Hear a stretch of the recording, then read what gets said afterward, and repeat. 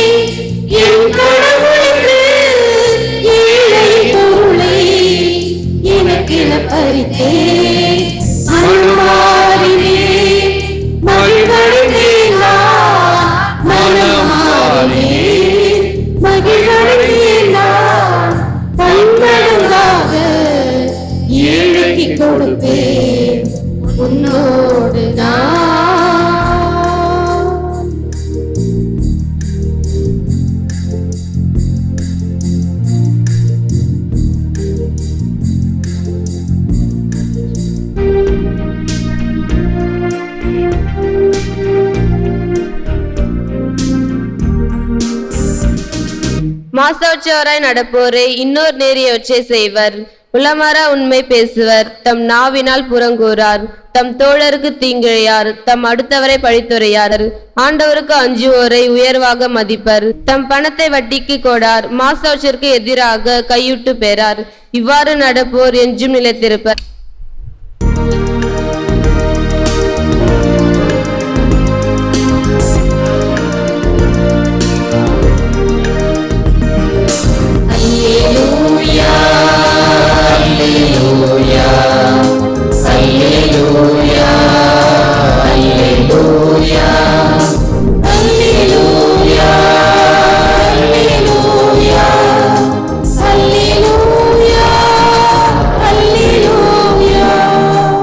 கடவுள் நம்மீது அன்பு கொண்டு நம் மகனை நம் பாவங்களுக்கு கழுவாயாக அனுப்பினார். அல்லேலூயா. ஆண்டவர் உங்களோடு இருப்பாராக. புனித லூக்கா எழுதிய நற்செய்தியிலிருந்து வாசகம். ஆண்டவரே உமக்கு மகிமை. அக்காலத்தில் இயேசு எரிகோவுக்கு சென்று அந்நகர் வழியே போய்க் கொண்டிருந்தார்.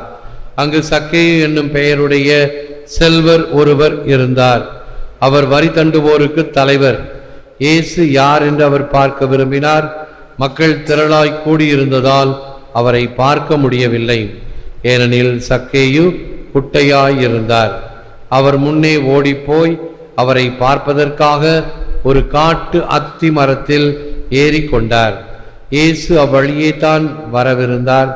இயேசு அந்த இடத்திற்கு வந்தவுடன் அண்ணாந்து பார்த்து அவரிடம், சக்கேயு, விரைவாய் இறங்கி வாரும், இன்று உமது வீட்டில் நான் தங்க வேண்டும் என்றார். அவர் விரைவாய் இறங்கி வந்து மகிழ்ச்சியோடு அவரை வரவேற்றார். இதை கண்ட யாவரும், பாவியிடம் தங்க போயிருக்கிறாரே இவர் என்று முணுமுணுத்தனர். சக்கேயு எழுந்து நின்று, ஆண்டவரே, என் உடைமைகளில் பாதியை ஏழைகளுக்கு கொடுத்து விடுகிறேன்.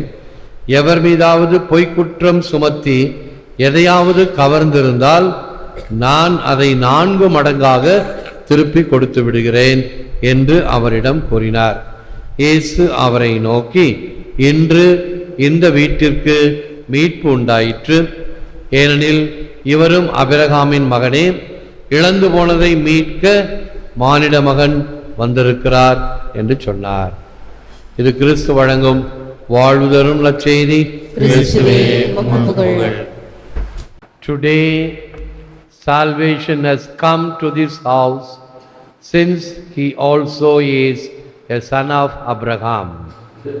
இன்று இவ்வீட்டிற்கு மீட்பு உண்டாயிற்று, இவனும் ஆபிரகாமின் மகன் தானே. இயேசுவில் அன்பார்ந்த சகோதர சகோதரி, அன்பார்ந்த பிள்ளைகளே, அன்பார்ந்த தொலைக்காட்சி நேய விசுவாசிகளே, இந்த வசனம் புது வீடுகளை திறக்கும் பொழுது அந்த கிரகப்பிரவேசம் பத்திரிகை அழைப்புதல் அடிக்கும் பொழுது எல்லா மக்களும் வந்து கேட்பார்கள், ஃபாதர் ஒரு நல்ல வசனம் சொல்லுங்க. இந்த வசனத்தை தான் எல்லோரும் போடுவார்கள். இன்று இவ்வீட்டிற்கு மீட்பு உண்டாயிற்று. புதிய ஏற்பாட்டில் லூக்கா நற்செய்தி 19:9, இன்று இவ்வீட்டிற்கு மீட்பு உண்டாயிற்று. இதனுடைய அர்த்தம் என்ன? ஆழமாக சென்றோம் என்றால் புனித அகுஸ்தினாருடைய வார்த்தைகள், the sons of God became son of man so that the sons of men can become the sons of God. இறைமகன் மணுமகனாக, மணுமகன் இறைமகனாக.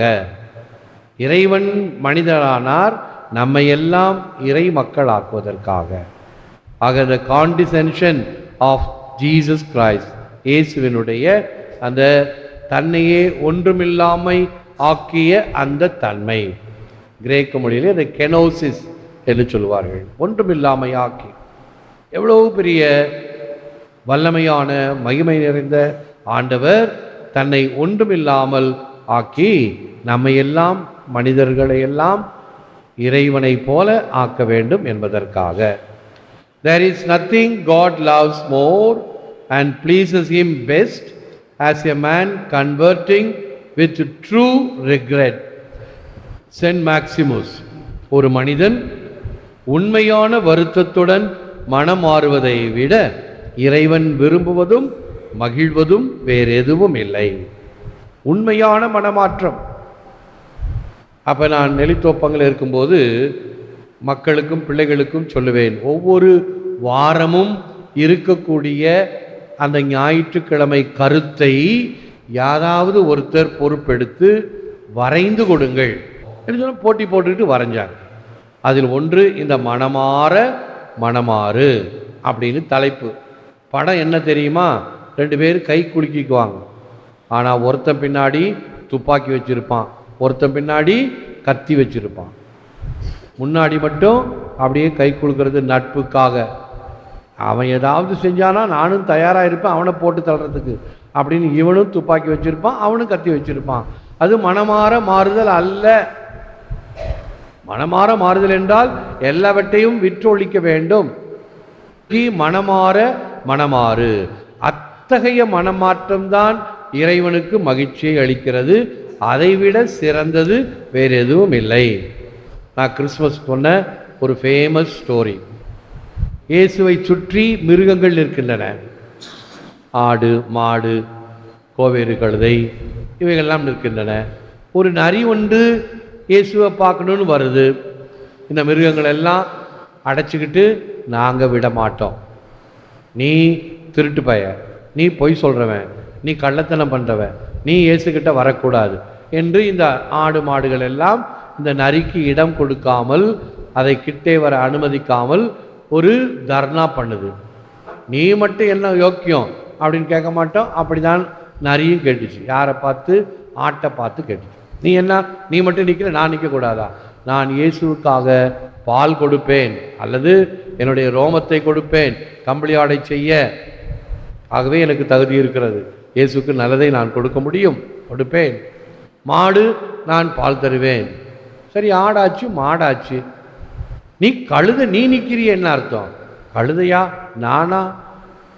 நசரேத்திலேருந்து இவங்களை சுமந்துக்கிட்டு வந்தது யாரு?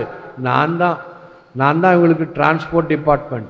நான் இல்லைன்னா இவங்க இங்கே வந்திருக்க முடியாது. ஆகவே நான் உரிமையோடு நிற்பேன். அப்போ நரி பார்த்துச்சு, ஆமாம் எல்லாரும் ஏதாவது ஒரு நல்லது சொல்கிறாங்க, என்கிட்ட ஒன்றும் நல்லது இல்லையே. அப்போ நரி என்ன செய்யுது? தூரத்திலேயே இருந்து அந்த ஆயக்காரனை போல, ஆயக்காரன் ஆலயத்துக்கு வெளியே நின்று, ஆண்டவரே நான் பாவி என்று சொன்னான், அவன் இறைவனுக்கு ஏற்புடையவனாக சென்றான் என்று நற்செய்தியில் படிக்கிறோம். அதே போல இந்த நரி தூரத்தில் இருந்து முட்டி போட்டு, இயேசுவே உன்னை நான் பார்க்க ஆசைப்படுகிறேன், ஏதாவது கொடுக்கணும்னு ஆசைப்படுறேன், என்கிட்ட நல்லது ஒன்றும் இல்லை, ஆனால் ஒன்று கொடுப்பேன், என்னிடம் இருக்கக்கூடிய தந்திர குணத்தை கொடுப்பேன் என்று சொல்லி அந்த தந்திர குணத்தை தாரை வார்த்தது. இனிமேல் நான் பொய் சொல்ல மாட்டேன், திருட மாட்டேன், ஏமாற்ற மாட்டேன் என்று ஒரு வாக்குறுதி கொடுத்தது. இயேசுவுக்கு மிக பிடித்த காணிக்கையாக, மிக பிடித்த ஒரு வழிபாடாக அது அமைந்தது என்பது அந்த கதை. உண்மை அதுதான். யார் உண்மையாக மனமாற்றத்தை பெறுகிறார்களோ அல்லது அனுபவிக்கிறார்களோ, அதை இயேசுவுக்கு சான்று பகிர்கிறார்களோ, அது மகிழ்ச்சியை தரக்கூடியது. God sees me where I am and loves me right there. நான் எங்கே இருக்கிறேனோ அந்த இடத்தில் இறைவன் என்னை பார்த்து அன்பு செய்கிறார். நான் எந்த இடத்தில் இருந்தாலும், என்ன நிலையில் இருந்தாலும், எப்படிப்பட்ட தன்மையில் இருந்தாலும் இறைவன் என்னை அன்பு செய்கிறார். நான் இருக்கும் நிலையிலேயே இறைவன் என்னை அன்பு செய்கிறார். Repentance without amendment is like continually pumping sin mending leak. Delvan. ஒரு ஓட்டக்குடம் இருக்குது. அந்த ஓட்டக்குடத்தில் தண்ணி ஊற்றுனா தண்ணி நிற்குமா? நிற்காது. எல்லா தண்ணியும் வெளியே வந்து. அந்த மாதிரி நான் என்னுடைய தவற்றுக்கு பிராயச்சித்தம் செய்ய வேண்டும். இந்த குள்ள மனிதன் சக்கை என்ன சொல்லுவான்? நான் யாரையாவது கவர்ந்திருந்தால், அவன் பொருட்களை எடுத்திருந்தால், ஒன்றுக்கு 4 மடங்கு திருப்பி கொடுப்பேன். மனமாறினேன், மகிழ்வடைந்தேன், நான் ஏழைக்கு என் பொருளை கொடுப்பேன் என்று சொல்லி அவன் 4 மடங்கு பிராயச்சித்தம் செய்ய இருந்தான், செய்தான். அந்த காலத்தில் பேங்க் எல்லாம் கிடையாது. செவரில் ஒரு தொலை போட்டு அதில் போய் பணப்பையை வச்சு மூடி வச்சிருப்பான். போய் அதை திறந்து எடுத்து அந்த காசுகளை எல்லாம் கொண்டாந்து வெளியில் ஏழைகளுக்கு கொடுப்பான். மனமாறினேன், ஏழைகளுக்கு என் சொத்தை பகிர்ந்தளிப்பேன், 4 மடங்கு திருப்பி கொடுப்பேன். இதுதான் உண்மையான மனமாற்றம். ஒரு 100 ரூபா திருடியாச்சு, மற்றவங்க பணத்தை எடுத்தாச்சு. நான் பணம் திருடினேன் அப்படின்னு பாவசிங்கத்தில் சொன்னால் போதாது, அதுக்கு மன்னிப்பு கிடைக்காது. அந்த திருடிய பணம் யார்கிட்ட இருந்து எடுக்கப்பட்டதோ அவர்களை போய் அடைய வேண்டும், சேர வேண்டும். ஆகவே இப்படிப்பட்ட ஒரு அமெண்ட்மெண்ட், இப்படிப்பட்ட ஒரு பரிகாரம் இருந்தால்தான் உண்மையான மனமாற்றம் ஆகும். பரிகாரம் இல்லா மனமாற்றம் ஓட்டையை அடைக்காமல் நீர் நிரப்பதை போன்றது. Let us receive Christ in the sacrament as Zacchaeus, the good publican, did. He hastened to come down from the tree and joyfully did he welcome the Lord Jesus into his house. But he was not satisfied to welcome him with a passing joy. They proved it with the works of virtue. St. Thomas More. சக்கேயு மற்றும் நல்ல ஆயக்காரனை போல நாமும் கிறிஸ்துவை அருட்சாதனத்தில் பெறுவோமாக.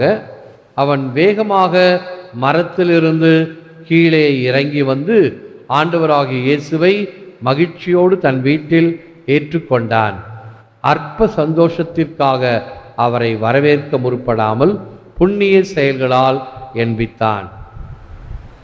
இதை பற்றி இயேசு காவியம் குறிப்பிடும் பொழுது இவ்வாறு கூறுகிறது. தன்னிடம் மனதை பறிகொடுத்தவன் இறங்க கை கொடுத்தார் இயேசு. தாரை வார்க்க நீ தயாரானதும் தர்மம் உன்னை தத்தெடுத்தது. இன்றே உன் இல்லத்திற்கு இரட்சணியம் அளிக்கப்பட்டது என்றார் இயேசு. முழந்தாளிட்டு ஜெபிப்போம். Lord Jesus, come and stay with us. Fill our life with your peace, our home with your presence, and our hearts with your praise. Help us to show kindness, mercy, and goodness to all, even to those who cause us ill will or harm. ஆண்டவராய் இயேசுவே, எங்களோடு தங்கும். M வாழ்வை உம் சமாதானத்தாலும், M இல்லங்களை உம் பிரசன்னத்தாலும், M இதயங்களை உம் புகழ்ச்சியாலும் நிரப்பியருளும். இரக்கமுடனும் கருணையுடனும் பிறருக்கு, குறிப்பாக எங்களுக்கு தீங்கிழைத்தோருக்கு நன்மை செய்யவும் வரமருளும். ஏற்று வரமருளும் இறைவா, காக்கும் கரங்களினால். ஆமென், ஆமென்.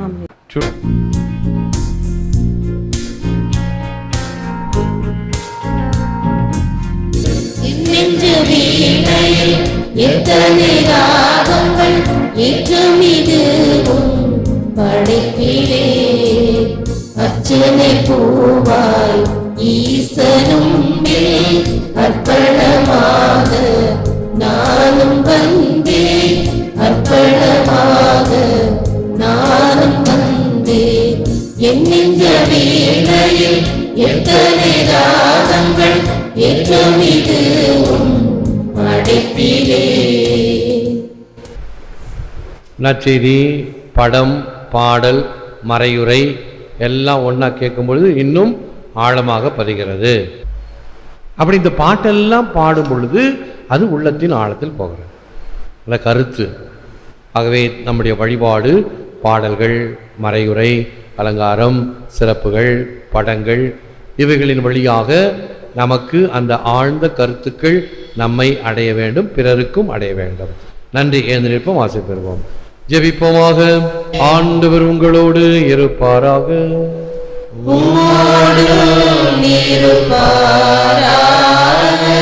எல்லாமல்ல இறைவன் பிதா, சுதன், பரிசுத்தாவி உங்களை ஆசீர்வதிப்பாராக. சென்று வாழுங்கள், திருப்பலி நிறைவேறிற்று. நன்றி.